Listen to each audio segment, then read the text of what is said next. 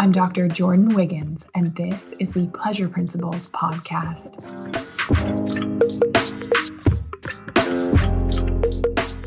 Join me on this journey where sex, science, and sensuality meet. Let's change the conversation around sex and pleasure together.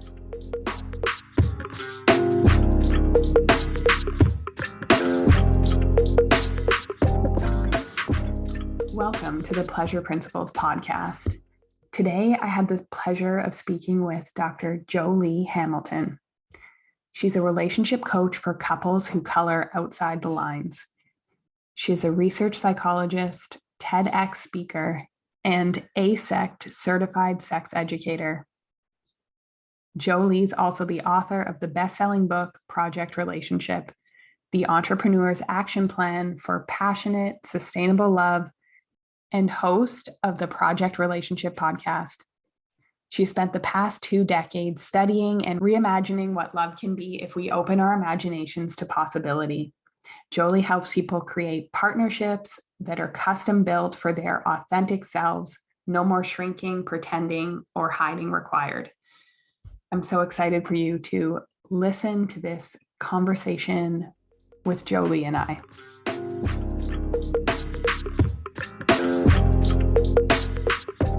So I want to welcome Dr. Joli Hamilton to the podcast. We are so happy to have you. Thanks for having me, Jordin. It's great to be here with you. So today I want to possibly ruffle some listener feathers, but it is a topic that we talk about in my coaching community, my closed groups, and I want to bring it out into the open, pun intended. So for my listeners, a lot of them are probably not familiar with non-monogamy and different relationship constructs. So let's start just, what is non-monogamy? Yeah, there we go. Perfect place to start, because vocabulary is where anyone who wants to explore anything should always get started, right? Non-monogamy is actually exactly the key here. Is non-monogamy is anything that's not monogamy, right? But when we add, there's a letter we'll add before non-monogamy, consensual or ethical. So we'll add a C or an E in front of that non-monogamy. And now what we do is we take all of the non-monogamy, all the stuff that's not what you expect to be traditional monogamy, but we take out the cheating, the place where we take out all the stuff that would be lying or keeping a secret from our partners. We're like, okay, it's not that. So it's not monogamy, but it's also not cheating and not lying or keeping secrets from your partner unless you've specifically, explicitly agreed that secrets are the way that you're doing this. And even then, that's held in a very tender and special container. And what's left is a whole range of relationship structures that go from very, very open and almost no rules, like the anti-rules, like relationship anarchy, all the way over to what I call creative monogamy, which is you might have fidelity in many areas, but maybe you have some openness in some areas, and you get really clear, crisp, and explicit about that. And then everything in between. And I love that definition, which is such a great place to start, because I think that we do put it in that cheating bucket when we're not aware. And I know earlier in my career, when I was in a marriage that wasn't working, and I want to talk about, this is a good one, I want to talk about this, but I think a lot of people also stigmatize just non-monogamy equals cheating. You're either faithful or you're not. And it's this sort of black and white view, when really there's a lot to learn. And right. There's a lot to take from relationships that function in any kind of consensual non-monogamy way that works for 2 people, multiple people. Right. When we're talking about that, does consensual non-monogamy work? Could I possibly do that? What does it mean for it to work? Because monogamy ends poorly in more cases than not, right? Like relationships don't last in general. So when we step away from the idea that there is one right way to have a relationship, and just say, what would it look like to consider getting really, really clear with my partner about what we're doing? And in that case, what the rules of consensual monogamy, non-monogamy, the tenets, the things that underlie it, those apply to everyone. Whether you want to have one partner, one sexual partner, or whether you want to have 100, the guidelines that underlie these relationships, yeah, just you can put them in place in your relationship starting today. Absolutely. And I wish that we would get taught these things in school. We need a curriculum, like a curriculum on relationships and sex and intimacy, which would include non-monogamy and all of the tenets of a great relationship, which I agree applies whether you're monogamous or non-monogamous. So what would you say are some of those tenets or things that apply? Well, one of the first ones is, can I make agreements with my partner? Can I make what I think of as flexible, resilient, and explicit agreements with my partner? If I can do that, those agreements might look more toward monogamy or more toward non-monogamy. But if they're explicit, we are in the territory that is beyond what I call boilerplate monogamy. Like when you sign on the dotted line to get married, most people at best have had like one chatting session with someone about, hey, you're getting married, you should take this seriously. That doesn't outline a relationship. So I want to get people from that boilerplate point and into a conversation about, what are you actually doing? What are you actually committing to? And the tenets of non-monogamy really all surround that. We can do anything we want. We can create this relationship any way we want. So what is it that we're creating? And from there, we have to talk about, how do we talk to each other? What are the foundations of our relationship? And what are we going to do when it doesn't work? What's our path forward when it doesn't work? Because if you don't plan resiliency in at the beginning, then you have to fix things after they're already ouchy, and that's way harder.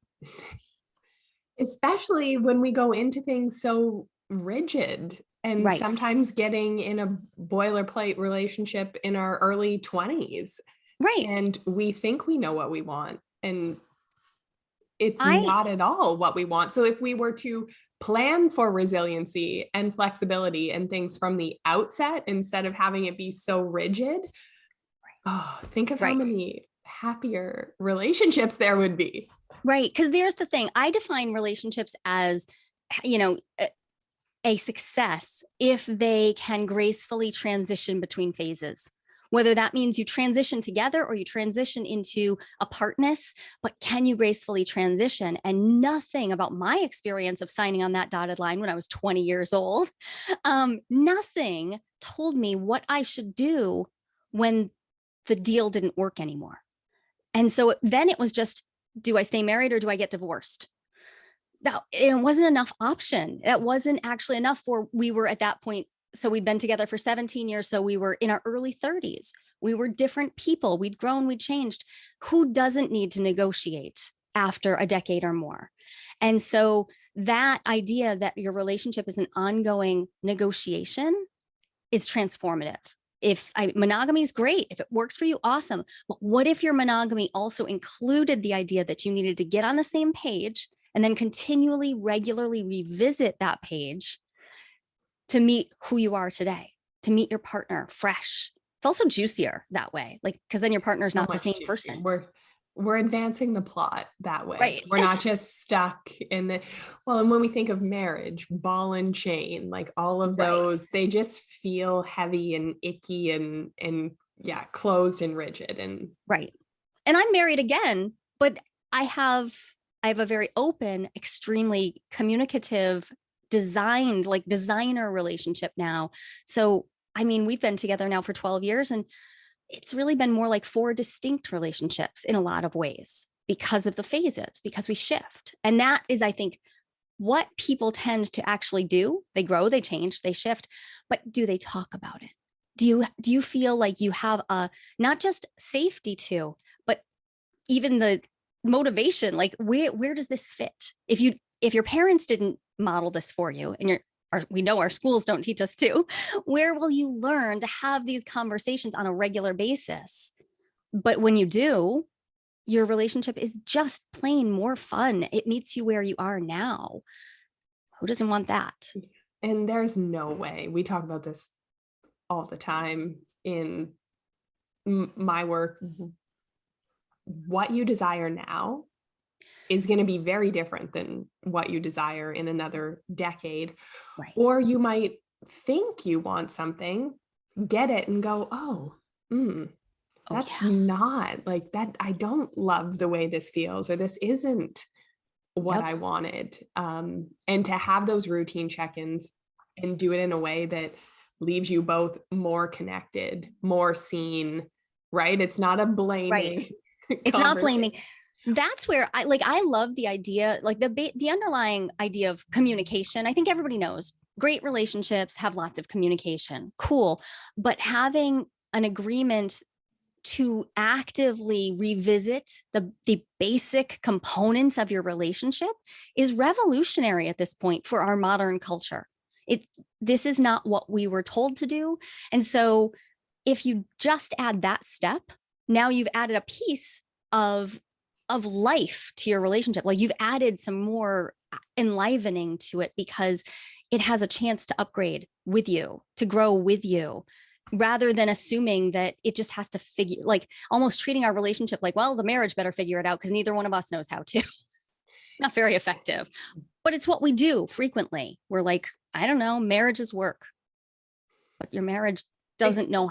It can't do that. It's not volitional. It can't. Agreed. And there is, I think having the focus be on the marriage or the relationship is almost inherently wrong because it's disempowering. So disempowering. And it's not a like thing really, like you are being with wants and needs and desires.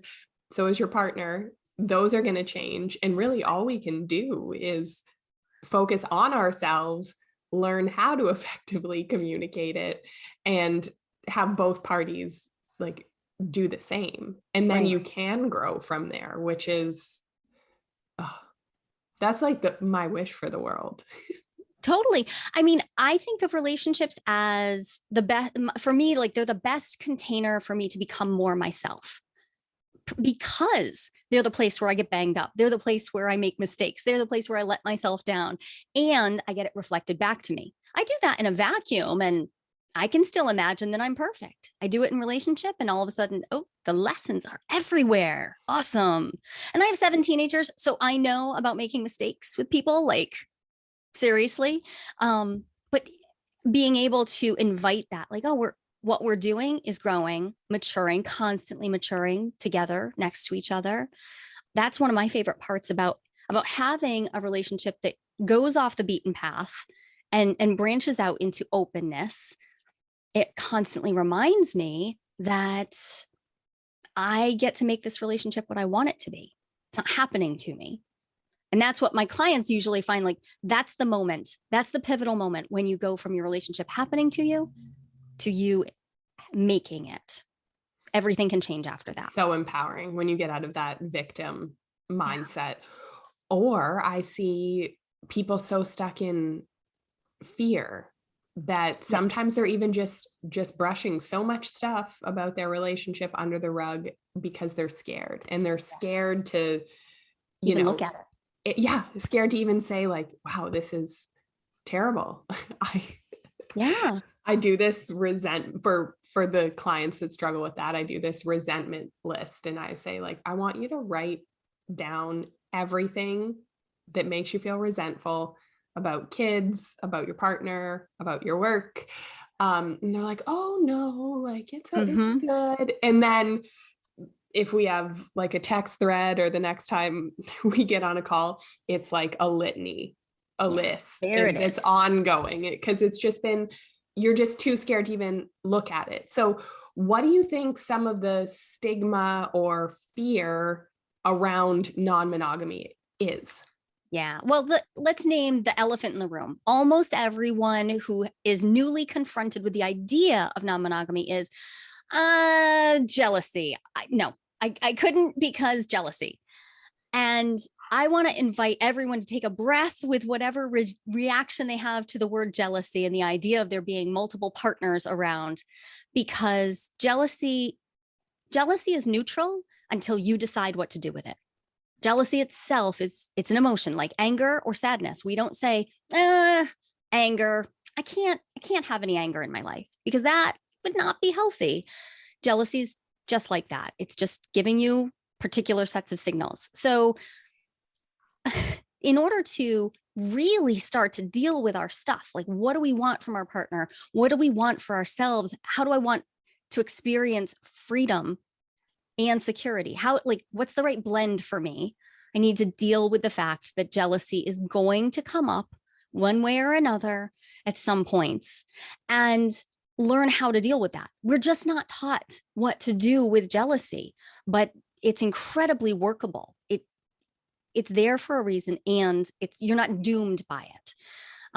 The other thing that comes up is, of course, just people's terror of, like, wait, sex with other people? Like, we jump right to the idea of like sex with other people, and take a breath with that too, because that's only a tiny little part of the potential of non-monogamies. Sex can be a really fun part of it, but I've had years of we've just been in a pandemic. I've had plenty of practice of being non-monogamous and having just one sexual partner because COVID, whatever.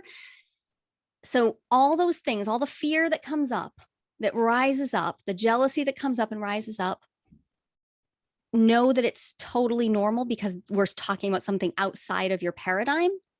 But that doesn't mean that the concept doesn't have something that will help you in the relationship you want to have. It's not an all or nothing deal. I love that you said that. We talk about jealousy as like, I'll have what she's having.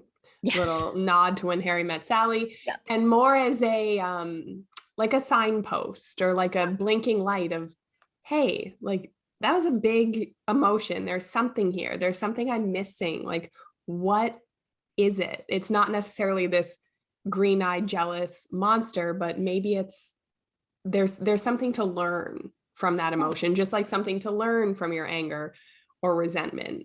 And again, it's that practice that we should all be doing or be taught how to do to make our relationships juicy and exciting.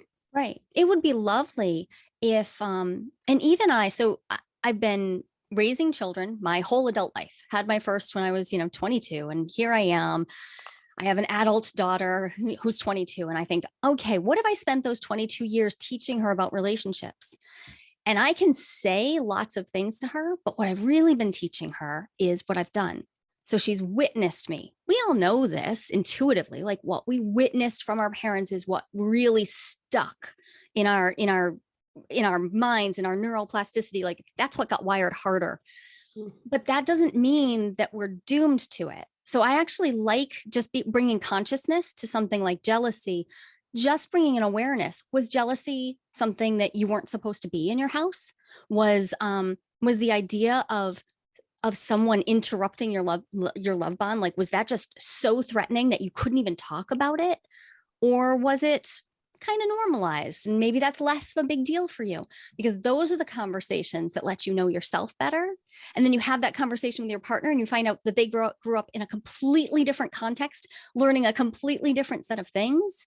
And now the relationship itself actually gains a lot of depth through simply talking about something like jealousy. But in order to really talk about it, we have to be willing to be brave and talk about how it's actually showing up. Not just theoretical jealousy, but what about when your partner's standing across the room talking to someone else?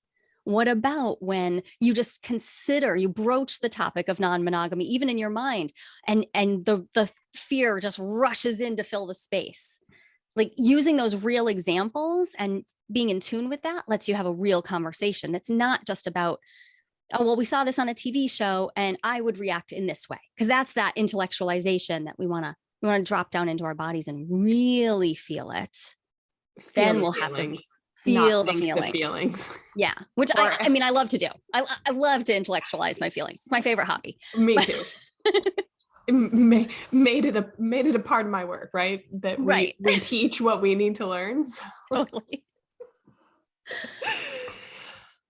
Are there any mistakes that people make when considering a consensual non-monogamous relationship? I know for me, a relationship will be on its last legs or probably isn't right for you, and then you consider opening it, which is what I had done in my first marriage. But when really, if we stop and take a look back, and the relationship probably wasn't right, and that was in my specific case. Yep. And a lot of times the women that I'm working with, they're at a breaking point in their relationships too. And sometimes it's just like, well, I'm just going to open it. And Right. I don't necessarily think that that's a fix when we haven't done our internal work, and, our partner needs to do theirs and stuff. But what mistakes do you see people making when they go to enter into non-monogamy or opening a relationship? Yeah. So you're naming the number one, which is expecting that opening will fix anything. It will not. It will shine a light through the cracks in the foundation, and that is all you can be guaranteed of. When people enter in from a place of disconnection, well, now you have someplace else to focus your energy, your attention. And that doesn't even have to be a person. That could just be the apps. That could just be your imagination. You could start descending into fantasy lots more and actually withdraw further. So while it's okay to consider opening at any point, I certainly wouldn't tell somebody not to. The longer you wait, the harder it's going to be. I say the first time it crosses your mind, the idea just crosses your mind, start having conversations. They can be thought experiments at that phase. You could watch a TV show and say, like, what would that be like for you? What would that be like for you? When you're in the phase where you still have a lot of legs to this relationship, and perhaps it will still shine a crack through the foundation. But if so, it'll be at a time when you can then make the choice. Are we going to shore up this foundation now? Is that what we're doing? Or are we actually complete here and ready to move on to something else? Because either of those options could go well. But I mean, my first polyamorous adventure was absolutely, it was, this will be great. Yeah, the foundation was not okay. Not okay. It was not okay. And it had never been okay. So the divorce was able to be blamed on this expansion that I wanted. But in reality, it was very easy to see. Like teleologically, you look back at that and you're like, oh, there's the acorn that grew into that oak. Lovely. And that's okay. Like I have a lot of forgiveness for myself, for my first husband. We were doing what we thought was okay at the time. But if I could offer someone a leg up, it would be to say, have the conversations about all those things that sound too weird to possibly do. Like no, we couldn't possibly have them when it's still fun to have them. Have them when you're at the beach with somebody and it's actually generative and you can like toy with a fantasy about that hot person who just walked down in front of you. Toy with it as fantasy way before you try to fixate on a person. Because the other big mistake that I see is someone has picked out a person. Now they want to open the relationship because of this specific person. I know this because I did it myself. It was the wrong direction to go. And I was so naive. I genuinely thought it would be okay. But I see it time and time again in clients that if there's already a person, now the person, this interrupter in between I and my beloved, right? The interrupter can be imagined to be the cause of the whole thing. That's asking another person, first of all, to bear a whole lot of weight that they did not ask for. And it gives you a place to offload all of the fear that you're actually feeling so you don't have to deal with it. So as soon as possible, start talking about it. I love that. And I think it would make even the thought experiments, or for me, when I was even considering, oh, okay, this is ethical non-monogamy is a thing. How do people do this? What books do I need to read? Yep. What classes do I need to take? Like, yep, because that's how we do this. good, studious person.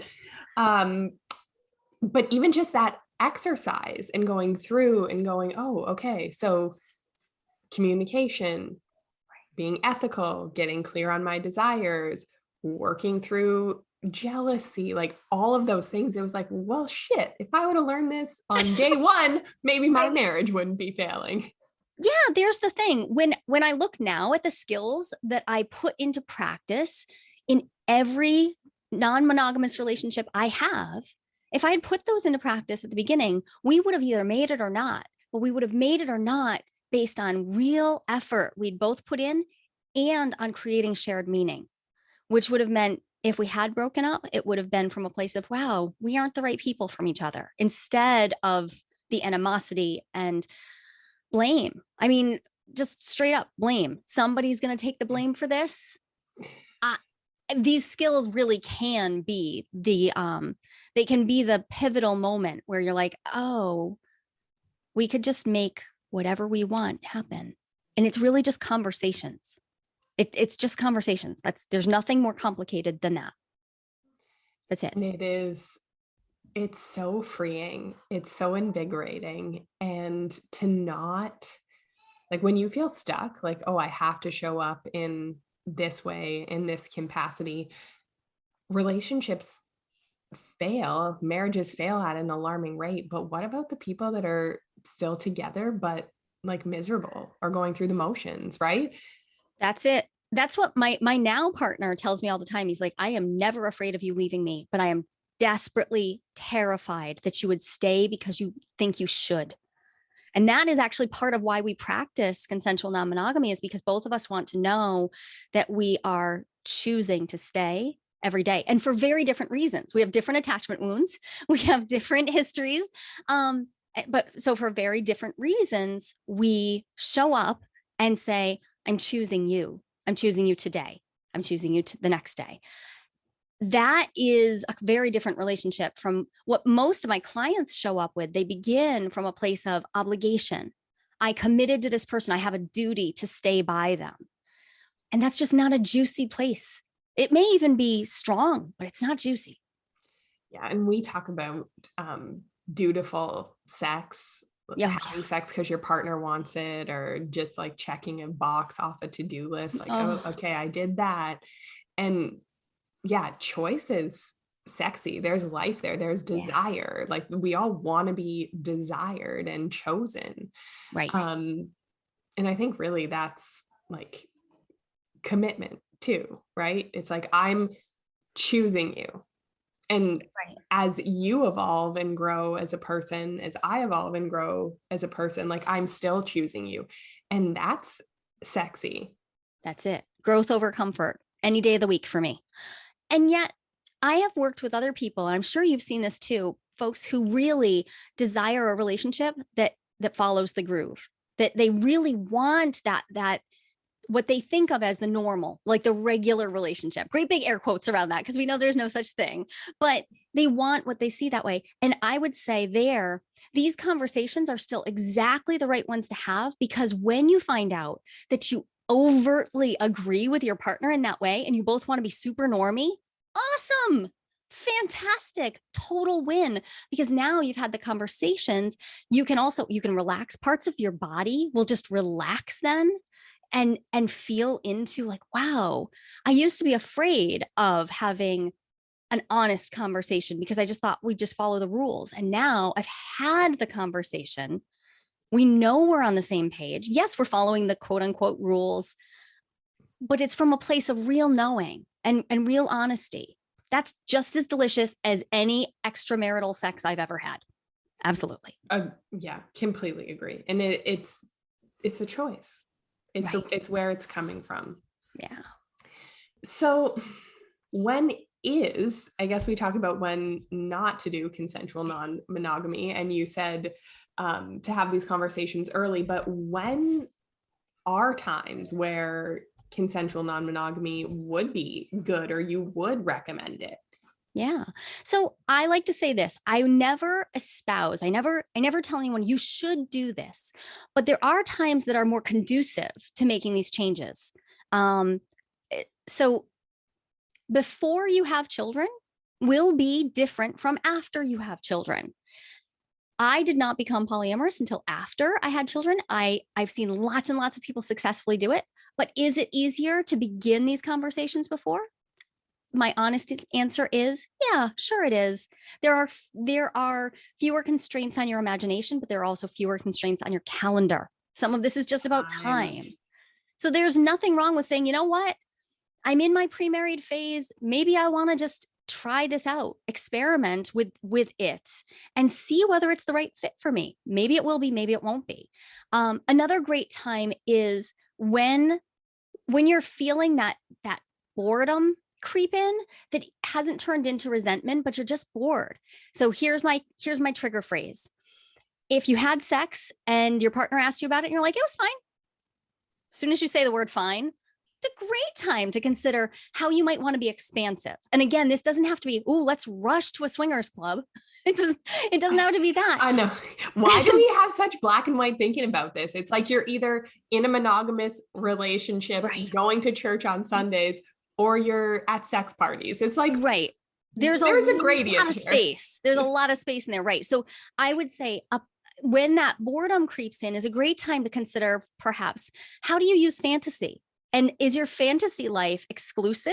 Is it not?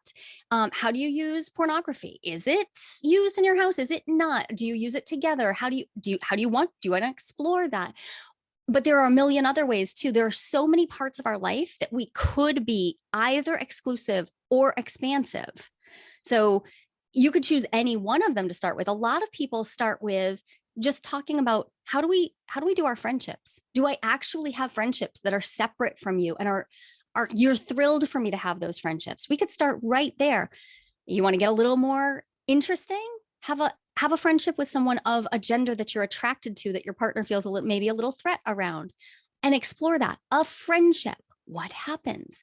That's terrifying territory for a lot of people, but this can be done in really like titrated ways. Like this friendship it could literally be at church. It could be any place, but the idea there is to play with consciously and have conversations about, what is this feeling like? Is it feeling good? Is it feeling supportive? Does it feel like we're being expansive, or does this make me contract? Does this make me recoil? Does this make me frightened? And if it does, am I okay with that? Or do I want to go unpack that?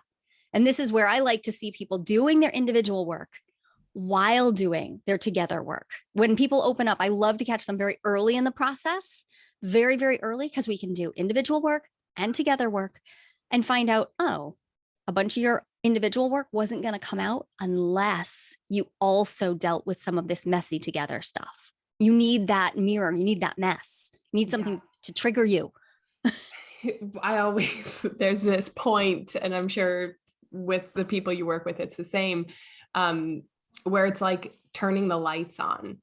And then it's like, oh, okay, this is like a massive pile of shit that I didn't know was there. So, but doing the work, getting in those uncomfortable situations, even exploring them in your mind. Right. That's like turning the lights on. And then it's like, okay, I got a pile of shit I'm standing in, and now it's time to clean that up. Right. And I've seen people absolutely explore in this direction and come back to what looks to the outside world as an extraordinarily monogamous, traditional, if you want to use that word, soccer mom life. But the exploration left them in a place where that's not at all how they experience their marriage. They experience their marriage as incredibly open and collaborative, and not foreclosing their opportunities to share their life force in the world, right? Like, because they did these thought experiments, because they talked through those, challenging conversations. It's not like those conversations are going to go all smoothly, but that's how you clean up the pile of shit. Yeah. And it leaves you feeling so connected and so like it's a choice. You're like, I'm choosing the soccer mom life. It's right. a full fuck yes for me. Right. And that's fantastic from that spot. Like, what else is now available to you? Because also I think there's this phenomenon I see a lot. And this is a good one for people to be aware of. If they're in that monogamous relationship, but do you have an open door in your mind? Do you put on the good panties when you leave the house for certain events? And you're like, you don't know why? Because you're like, there's no reason. There's no reason, but for some reason, I do put on the good panties. You know nothing's going to happen, but there you are doing it anyways. That's like an open door cue to me. Like, there's a door open somewhere. Let's go have the conversations that lead us to what the heck's going on. Some part of your psyche wants you to know that a door is open. And I'm glad you brought that up, because let's just make this really clear and really spell it out, because there are several types of non-monogamy or several situations. So Oh yeah. I think a lot of time people that will kind of look down their nose or judge it are actually engaging in some of these behaviors themselves. They have that like flirtation at work, and they sign their emails a little differently with like the sexy guy down the hall or whatever. I mean, when we used to work in offices, when we had people in our lives. Totally. Or, you know, where you get your coffee, like you're flirting and, you know. What makes your monogamy monogamy? Is it, where are you explicit? Because so many people, when I ask people who are monogamous, and I have a second study out right now. My first study was on jealousy in polyamorous people, but the second one is on jealousy in monogamous people. And monogamous folks often don't realize that they have just decided that there's a set of rules that they both follow.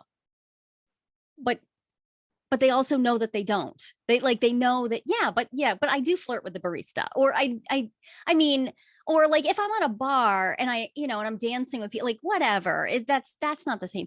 So they have a subtext of rules for themselves that could absolutely fall on the spectrum of non-monogamy. And if those things are agreed upon, that could be great food for the relationship and can offer stability, because once you've talked about it, now it's not threatening. It's not threatening because we've talked about it. It's a chance to learn to trust each other by confronting what it really means to be a sexual being in the world. Because I'm not ready to hang my boxing gloves up. So, like, there's no point at which I don't want to have those conversations. Yeah. And I just want to point out that if people are in judgment of non-monogamy, that we should definitely examine what are the areas. Is it at a bar dancing? Is it, flirting? As long as it's like not kissing, but they have a line and they have these unwritten agreements somewhere. And maybe they've even pushed them or felt a little like, oh, shouldn't have done that. That was, outside of these unspoken rules. But as soon as they become spoken, a whole new world opens up.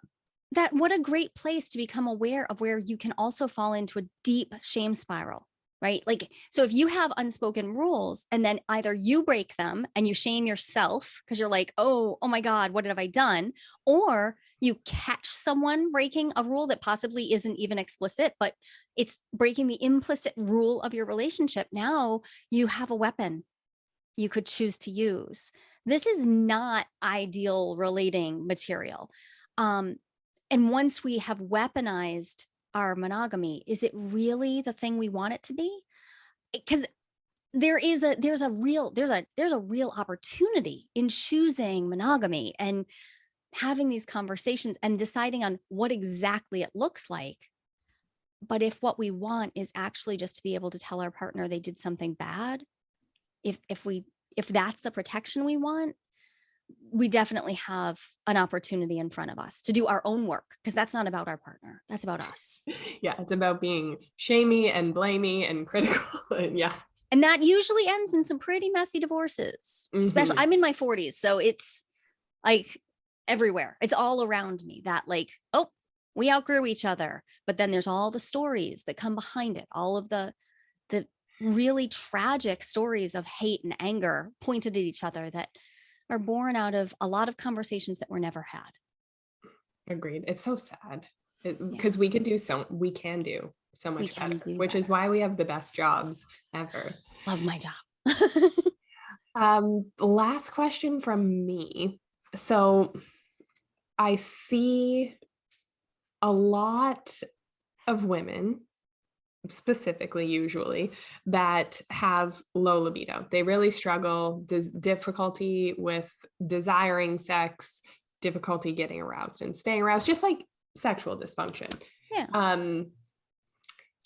And then they get in a new relationship, or they have the affair, and the libido is back. Desire, arousal, the new relationship energy is like buzzing out of them. And then whether they stay in that relationship or whatever, but new person, desire comes back. Yeah. But then they fall into the same pattern of low libido. Yep. So what do you see? Like, do you see that? Yeah. What's underlying that? Yeah, I see it a lot. I want to first name that when we're talking about especially low desire in women, but any gender, asexuality is a thing, and we don't talk about it very much. And so if you don't experience spontaneous arousal, cool, let's talk about that, because you may even decide to have a sex life, but not feel spontaneous arousal. And that conversation could go a long way to fixing the sense that you have that the relationship is broken, or that you are somehow broken, because you might just be wired different. On the other hand, if we're talking about folks who find themselves in a repetitive pattern, especially if it happens more than once, where their desire falls off, especially around like after the 2-year mark, desire falls off. And now I withhold sex because desire has worn off. I personally want to go right to the psychodynamics of like, okay, what did you get for attention when you were a little person? I want to know about your attachment wounds, and I want to know about the stories you've told yourself about what it means to be wanted. And I want to go deep into that, because if this is a pattern, the only fuel you'll ever find that will sate it is in you. It's never going to come from outside. So we've got to go deeper in you. So luckily, if you see this pattern, you've got material to bring to someone to work with. And now we just have to face it, that the solution isn't going to be in any out there at all. Luckily, though, you carry it with you. I love that you say that, because it does really underscore the patterns that I see. And it is about us at the end of the day doing our work. What do we want? What do we need? Because do I kindle desire in myself? Do I wake up in the morning and think, what would desire feel like in my body? Do I ever consider finding my orgasm myself and really exploring it in a way that has nothing to do with my partner? And then perhaps introducing that again into my relating. Because there are so many different ways that this can have gone off the rails. But a lot of times folks who experience lack of desire after a certain period of time, it seems like it has to do with having the other person deliver desire to you as if it were a pizza. It's not a pizza. It's just not. That's not actually your desire. That's being wanted, and that feels good. I get it, but that's not your true desire. That's not the flame that burns inside of you. So there's so much more available. There's the thing. If you're experiencing that, there's more available. You have more you to go find. And which, again, is such a fun experiment to do, especially when you have responsive desire. Exactly. Which we have talked about a lot on the Tantra Principles podcast. So that is a lovely fits right in. Yeah. Yes. You're on the path. If you're listening to this, you're already on the path. Like, your advice to people to stay with their own pattern of desire, what they want, and go discover that. Yeah, just do that. Take Jordin's homework. Do it. Just do that. All right. Well, thank you so much for all of the amazing insight. I know my listeners are absolutely going to love it. And if they want to find out more, get in contact with you, what should they do? I would love for people to go to listentojoli.com. Listen to Joli is where you can download my top 5 relationship guides. And one of them is my jealousy guide. So if jealousy is an issue for you, or envy, because what I found is envy can be untangled the exact same way. So if it's in your friendships instead of your marriage, that's okay. The jealousy guide is in there and it's just outlined like what my research showed and what you can do about it right now to start working with it, along with a great conversation about how to ask your partner what you actually want to. So I would love for people to check that out. It's a great guide. I recommend that everyone goes and downloads it right now. Have a great week, everybody.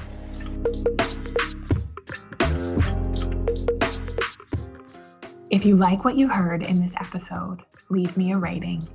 Your support helps me get discovered by more women like you.